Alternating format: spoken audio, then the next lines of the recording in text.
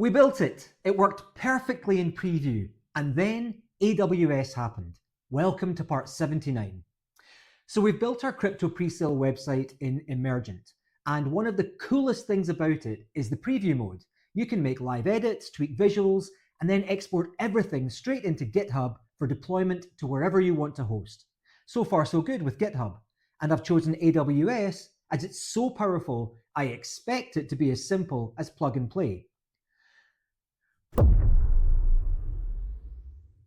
What an absolute waste of time and patience that was. I set up my AWS account, handled billing, multi-factor authentication, created my instance, installed dependencies, copied the code over, and clicked deploy. What followed can only be described as a shit show of epic proportions. Every time I fixed one error, two more would appear. It's like coding whac-a-mole. In hindsight, and after chatting with a few fellow startup founders, this seems to be the AWS way.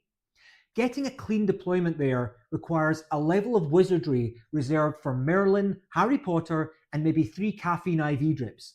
Each dependency, which is basically the software or library another relies on, needed its own perfect version match. I tried using ChatGPT for guidance, and while it solved plenty of problems, each fix led to another dead end. So, after countless hours spent on it, I've learned a valuable lesson. AWS is built for engineers, not founders with zero coding knowledge, no sleep, less than no server setup experience, but big dreams. Unless someone hands me a magic wand and a crash helmet, I am never touching AWS again. But what now? This is impossible. How do they even do this?